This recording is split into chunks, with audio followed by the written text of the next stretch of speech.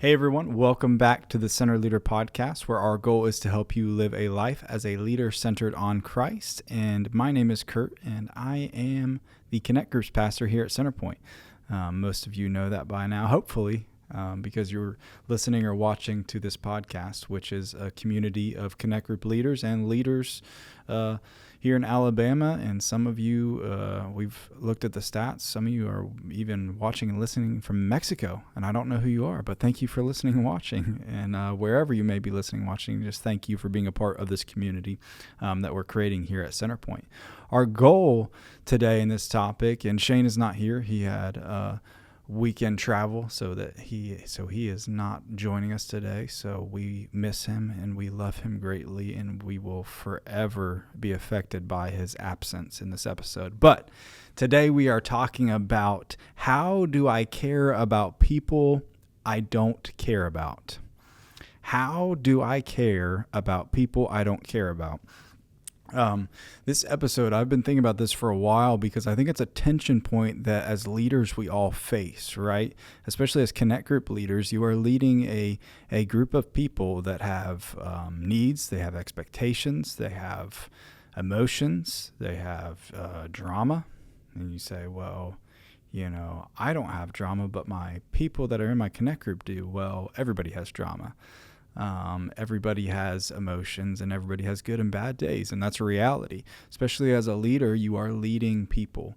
You are driving mission and vision and values, and that's hard sometimes. And so we're going to talk about that tension of that moment that you felt where you're like, I really feel like I need to be caring about this person, but all as I can think about right now is how annoying their voice sounds to me, right? Or how annoyed I am by their even need for me. And that's a reality in leadership, and that's a reality in life.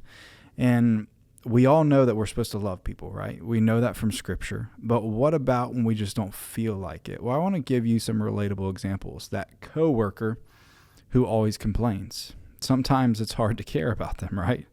The group member who never listens. Maybe they interject during the group discussion and throw a wrench in the conversation, or maybe they interject thoughts that you just talked about, but you realize that they weren't listening at all. And you're like, how am I even going to care about your response if you're not even listening to the discussion, right? A person whose personality let's just straight up say it, annoys you, right? There are some personalities that don't gel with one another. I am what I classify as an introvert made extrovert by God. And there's actually, Marty, you may have heard about this. I think I was telling you guys about this the other day maybe, but there's a new classification.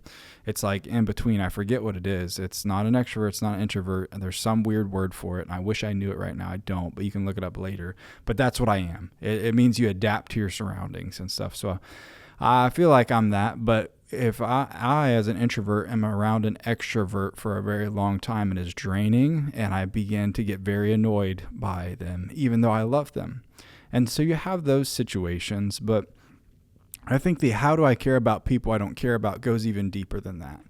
I think it goes to a heart posture as a leader, and really understanding where your care comes from and where your love for others comes from. Because I think in those moments where we have that tension point where we're like, gosh, Stacy, again, we just went over this last week, and you begin getting annoyed, I think you realize that your care and your comfort for that person is probably starting to come from your own strength and not from the strength of the Father, not from the strength of God, right? And it really starts to get into your heart posture. And I want to say that carefully, because there's been times that I feel like, and maybe you felt like that too, where you've had a good heart posture and you still felt that tension and that annoyance. And I think that there's a lot of outside factors to that. And what do I mean by that? I mean, there could be some stress in your life that is causing a short fuse with other people. And so we have to self-evaluate. We have to look inwardly, but we also have to look at, okay, where is my love for people coming from? Is it coming from my own strength, or is it coming from the strength that I get from God? The fruits of the Spirit and the way that we imitate our love for one another, if it just comes from our own strength, that we run out of that very quickly. But if you say, God, in that moment, Stacy, I just told you this, and I'm sorry if your name's Stacy, or Bob, or Greg. Greg, I just told you this, but then you stop yourself and you say, okay, God, how can I care for this person? So I think you need to acknowledge the honesty that it's not unchristian to struggle with caring. It's human. But the way that we process that, I think, can become the deciding factor in the way that we care for one another. I think why it's so hard to care sometimes is emotional fatigue. I think as leaders, we often pour so much of our compassion out that sometimes that runs dry. I think personality clashes. Like I said before, there's some different personalities that sometimes don't get along, and that's okay. That's why you have a co-leader. That's why you have other people that are in your group that are maybe more hospitable or maybe better in different conversations and stuff. Like there's some times where I just like pass off some conversations to my wife, or I pass off some conversations to another group member in our group because I know that they can handle that, and they make fun of me because they're like, "Oh no, Kurt's getting introverted." I'm like, "Yep, you guys handle that conversation. I'm bowing out. I'm going to go over here and eat some snacks and stuff of that nature." But just be real about that. Like you don't have to, as a leader, you don't have to always have the right answer, and you don't always have to be perfect in your conversations and your advice. And I know that is hard to hear, but that's reality. Because we're not perfect. But I think we need to continually be relying on, okay, what does the Bible say? What does God say? How can I remain in that? And how can I care out of that love for the Father? And then selective compassion. Selective compassion is this: we naturally care more about those who we relate to. And we can argue that, but that's just reality. If it's really hard to care about something that you can't relate to. And so the other side of that is that we would understand where that person is coming from when that need, maybe Greg is bringing up that problem, and maybe Greg is continually bringing that forth because that's something that you have yet to sit down and actually talk with him through, and he's still seeking for advice, and you're like, I really don't care about this. What if, here's what I'm going to bring forth to our minds today is, what if we just cared about it once and actually had that conversation? And because oftentimes, and I'm guilty of this too, I'm like, I really don't care about that. Like, they're just going to have to figure that out on their own. I'm not even going to address that right now. But what if you addressed it just once? What if you just gave 30 minutes to it? And then what if that's all that it took for that problem to be cared for, that problem to come to a solution? I think oftentimes we neglect caring for people because we think it's going to cost us more than it actually will. And I say that in a respectful but bold way, because I think oftentimes we think some of the issues that people are dealing with, yes, some of them are very deep and have lots of layers, but oftentimes people just want to be heard, people want to be understood, or they want their questions asked, or they want to be encouraged.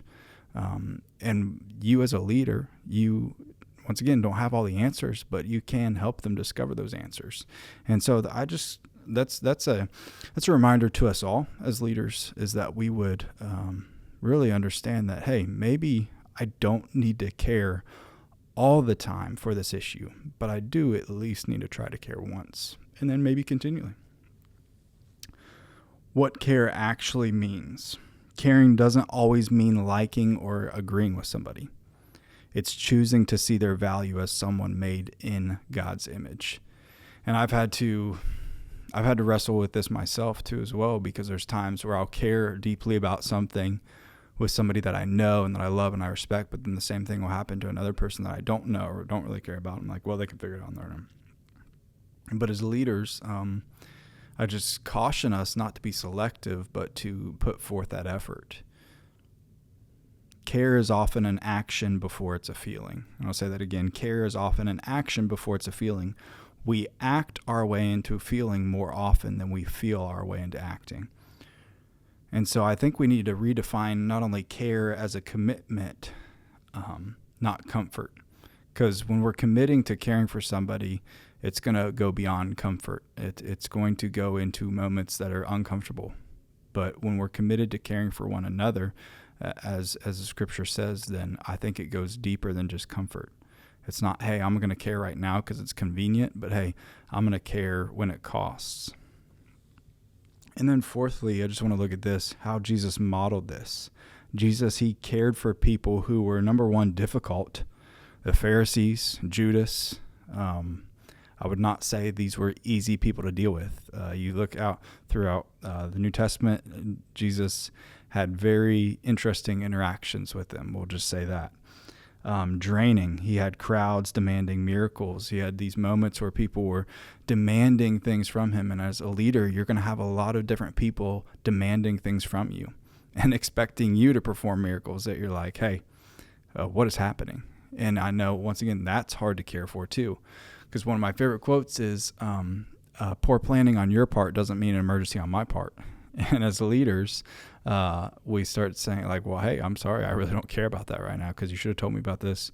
But there are times that you have to say and communicate, hey, I'm going to help you walk through this right now, but communicate those standards. You do need to have boundaries in your care. I'm not saying that. I'm not saying you have to just drop everything all the time, neglect your family, neglect your health, neglect your sleep, neglect your spiritual walk and your quiet time, all for the care of others. But what I am saying is that you can begin communicating to people that you care and actually having those conversations and letting people know those boundaries too. I don't think that that's wrong. And then different. Jesus modeled this. He cared for people who were difficult, draining, and different. The Samaritan woman, the tax collectors, all people who other people didn't care about or even neglected to see in their community or just stayed away from. Once again, I'll say this. Sometimes we think we have to continually care for this big problem over and over again. You're like, I'm just going to block it out of my mind because I don't even want to put the effort forth. But what if all that it took was one time caring for a situation, for a person, to change their whole future, to change their whole eternity? What if it only took one conversation? And in your mind, you're already thinking, well, it's going to take 20 conversations. It's going to take all this time, and I just don't have it, so I'm just not even going to care. And once again, you can define those boundaries, and you can care for one another. Hey, I've got 30 minutes. Let's talk this through. After that, hey, I can give you another 30 minutes next week. Be clear about your expectations and be clear about your boundaries. Just because maybe they think that they need more time or you think that they need more time, give them the time that you have and be clear about that. I think that's where we get hung up a lot. Well, I don't have enough time, or I don't really care. We've always said that, right? That's a common thing that we say, well, I know I should care, but I don't. You hear that all the time. I know I should. Well, that's fatigue.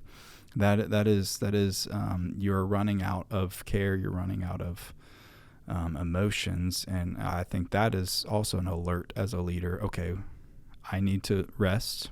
I need to recover, and so that I can continue to push forward.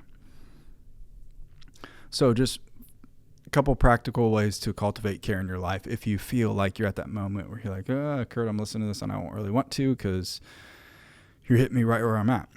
And we get those moments. But I would say for you, if you're saying, Kurt, I'm struggling with caring for people that I know I should care about. Well, number one, pray for the person by name, no matter how hard it is.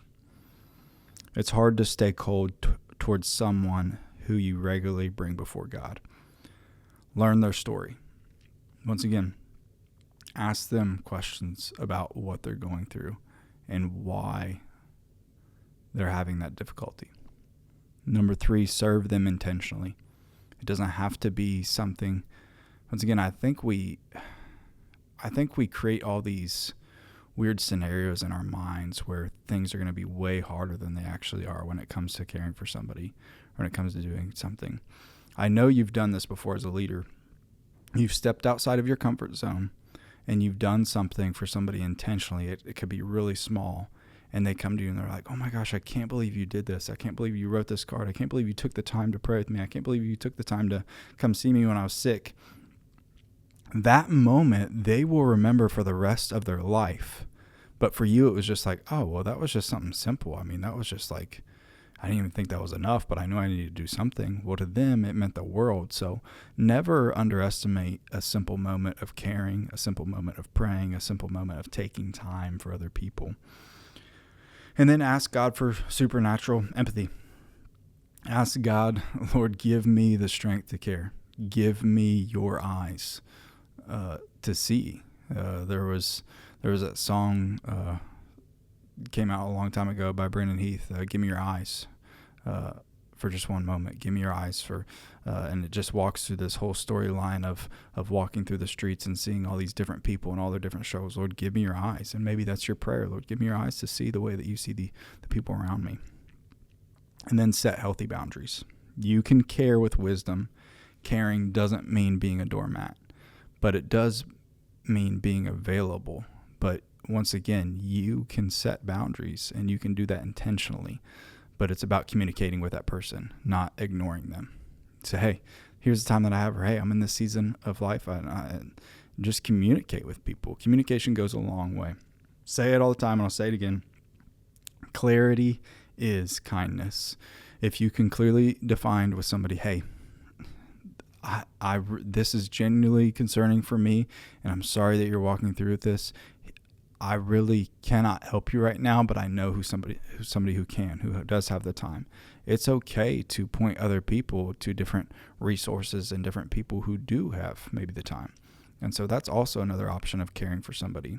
Don't try and care for everyone all the time by yourself. That's why we're the body of Christ. That's why we care for each other. That's why we take care of one another. So, in conclusion, how do you care about somebody that you don't care about? Well, number one, you have to rely on the strength of God. Have to rely on the love of God. And you have to care and serve from that resource and that resource alone. Because when you try to do it on human effort, it's not going to work. You're going to fail every single time. But if you rely on the strength of God and saying, hey, I need to have the heart of the Father. Lord, what would you do in this situation? Lord, give me peace. Give me patience. Give me kindness. Give me gentleness. Give me joy. Give me self-control. And if you start walking and caring that way, I promise you'll start seeing some pretty cool stories in your life. And I know you as a leader, you've seen that. And so maybe that's just a reminder to you today. Continue to care for people, even though it's hard. Continue to care for people, even though it's difficult, because it does have an impact. It had an impact on you at one point. You are sitting, you are breathing, you are where you are because of somebody else caring for you. So let's continue to care. Let's continue to lead. And I hope that you guys have a great day. Praying for you. As always, if you need anything, please reach out, and we will see you on the next one.